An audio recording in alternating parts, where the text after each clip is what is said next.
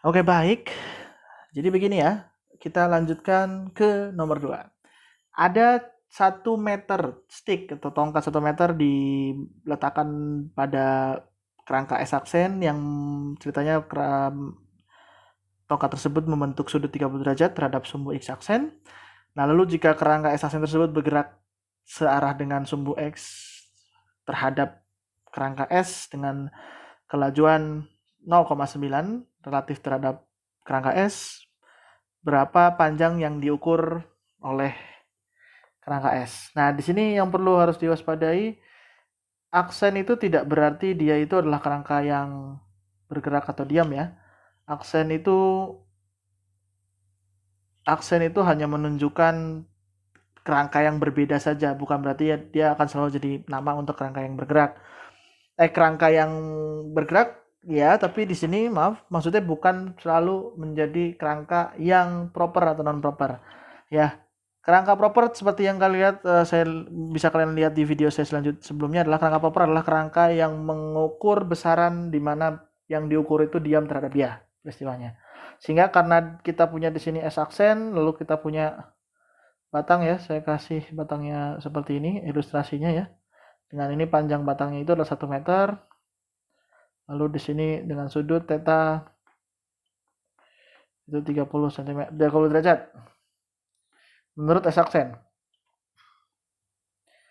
Nah, lalu di kerangka yang lain S, di mana S itu ceritanya S aksen dianggap bergerak terhadap S aksen dengan kecepatan V. Saya sudah tulis nilai V-nya ya. V-nya di situ sudah ada nilainya 0,9. 0,9. 0,90 C.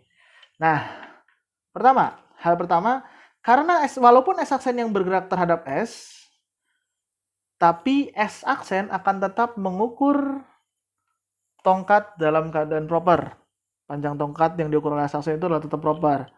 Jadi panjang tongkat menurut S aksen itu tetap proper.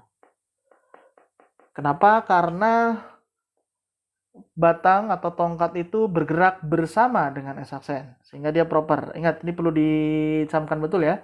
Sehingga kalau kita mengukur panjang tongkat terhadap S, itu dia non proper. Sehingga harusnya kalau kita punya panjang dari yang diukur oleh S, itu akan sama dengan panjang dari S aksen dibagi dengan gamma. Karena ini adalah yang mana. Lalu ini yang pertama ya. Poin yang pertama. Poin yang kedua, kontraksi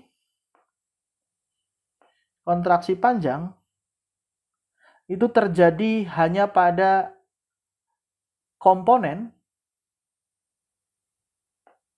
sejajar arah gerak atau kelajuan. Sekali lagi, jadi kontraksi panjang itu hanya terjadi pada komponen yang sejajar dengan arah gerak atau arah kecepatan, arah kelajuan. Karena arah kelajuannya di situ dengan jelas disebutkan sejajar dengan arah sumbu X aksen, maka komponen yang berubah nilainya itu hanya komponen X saja. Komponen X sama dengan LX aksen dibagi dengan gamma, tapi komponen Y-nya tetap. Nah, artinya yang perlu kita hitung ini dua ini. Kenapa yang perlu kita ini? Karena seperti yang kita tahu, yang ditanyakan adalah panjang asli itu akan sama dengan akar dari panjang X kuadrat ditambah dengan kuadrat. Nah, sudah tahu di mana yang perlu dilakukan, jadi kita tinggal hitung saja. Kita tinggal hitung. Nah, kita hitung dulu LY ya. LY kan LY aksen, itu artinya L sin 30 derajat, atau L-nya itu adalah 1 meter, sin 30 derajat itu adalah setengah ya. Setengah. Nah, sedangkan kalau kita mau cari LX, itu akan sama dengan LX aksen. Ya, sama dengan LX aksen dibagi dengan gamma.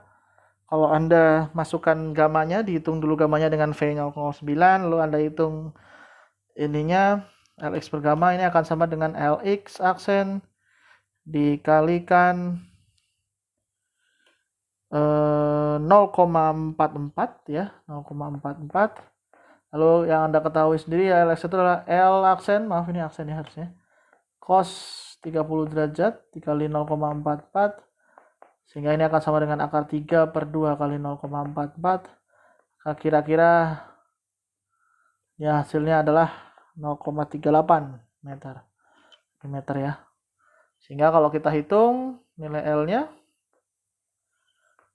akan sama dengan akar dari 0,38 kuadrat ditambah 0,5 kuadrat. Jika Anda hitung ini dengan kalkulator Anda, ya saya tidak akan hitung, dia akan menghasilkan nilai L 0,63 meter.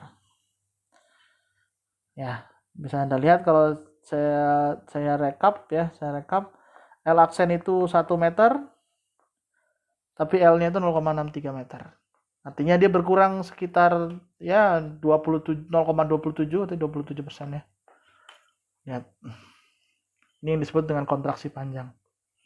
Karena ada perbedaan cara memandang, maka ada perbedaan jawaban. Semoga cukup jelas. Lanjut ke video selanjutnya.